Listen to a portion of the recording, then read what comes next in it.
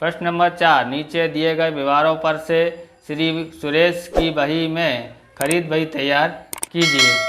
2015 अक्टूबर 1, 10,000 का माल दीपक के पास से 1 मास की साख पर खरीदा। तो साख पर खरीदा है तो हम इसकी एंट्री करेंगे। तो इस तरह से एक खाने वाली क्या बोलते हैं खरीद बही बनाना है। तारीख, व्यापारी का नाम, आवक, बिल नंबर, खाता पृष्ठ और कुल रकम इस तरह से लिखने का है। तो अक्टूबर लिखना है और हम लोग लिखते हैं पहली तारीख का क्या लिखा है, दीपक से लिया हुआ है। तो हम लोग क्या करेंगे, पूरी रकम लिख देंगे और यहाँ पर लिखेंगे दीपक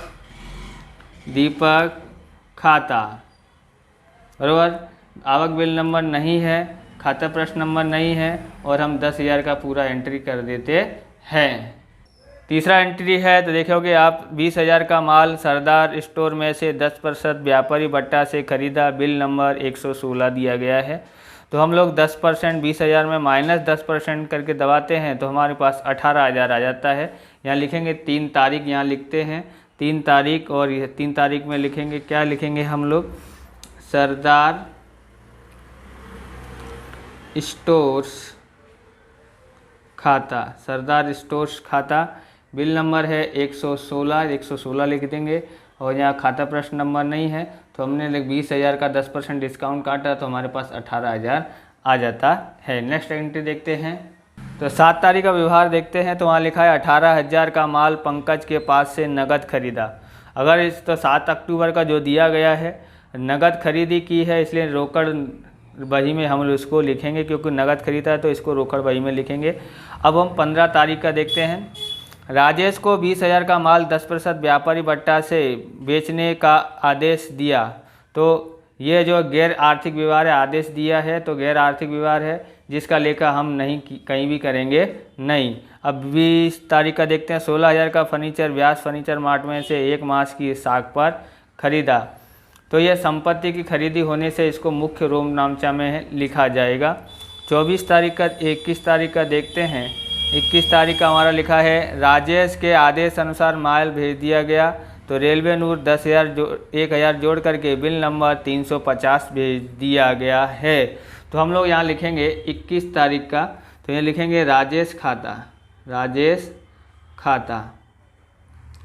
तो राजेश खाता में हम देखेंगे तो पहले राजेश ने 15 तारीख को दिया हुआ था तो 15 तारीख को 20,000 का माल था, 10% व्यापारी पट्टा काटना है यानी 18,000 की तो रकम ये हुई है और प्लस 1,000 रेलवे नूर है तो ये कितना हो गया है, तो ये हमारा हो गया है 19,000। तो हम लोग यहाँ 19,000 की एंट्री करते हैं। बिल नंबर हमारे पास 350 दिया गया है। 24 तारीख की एंट्री देखते हैं। 14,000 का माल 5% रोकड़ भट्टा से खरीदा। तो ये नगद खरीदी है इसलिए रोकड़ बही में इसको लिखेंगे। 25 तारीख का देखते हैं। तो नीलेश के पास 30,000 का माल 10% व्यापारी भट्टा से खरीदा, आधी रकम तुरंत चेक से चुका दी गई है। तो हम इसको एंट्री देखेंगे तो ये तो हम देखते हैं इसके अंदर कितना होगा। तो नीलेश खाता यहाँ पर लिखते हैं। 25 तारीख है, नीलेश खाता लिखते हैं और यहाँ पर 30,000 का है दिया गया है तो 30,000 में 10% निकालते हैं तो 27,000 आता है, बराबर। यहाँ पर आधी रकम यहाँ पर बोलता है चुका दी गई है, बिल नंबर दिया गया है नहीं दिया गया है, तो आवक नंबर नहीं दिया गया है तो बोलता है क्या है कि आधी रकम चुका दी। जो आधी रकम है 13,500 उसको हम रोकड़ बही के बैंक खाते में लिखेंगे। अब हम नेक्स्ट तारीख का देखते हैं। अगली तारीख है हमारे पास है चिराग के पास से 15,000 का माल 10% व्यापारी भट्टा और 5% रोकड़ भट्टा से खरीदा है। रकम तुरंत चेक से चुका दी गई है। तो हम लोग क्या करेंगे, इसको तुरंत चुका दी गई है उसी वजह से तो हम लोग इसको लिखेंगे, एंट्री करेंगे नहीं क्योंकि ये रोकड़ बही में लिखा जाएगा। 30 तारीख का देखते हैं। तो नितिन के पास से 40,000 का माल खरीदा, बिल नंबर 151 है तो हम इसको लिखेंगे 30 तारीख। नितिन खाता के 151 है और 40,000 का एंट्री है, बराबर।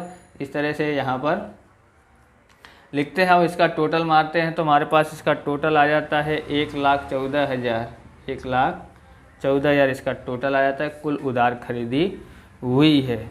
ओके, इस तरह से ये वीडियो पूरा होता है। अगर आपको हमारा ये वीडियो अच्छा लगे तो लाइक करें, शेयर करें, कमेंट करें। चैनल पर नए हैं तो चैनल को सब्सक्राइब करें। मिलते हैं नेक्स्ट वीडियो में। जय हिंद, जय भारत, वंदे मातरम।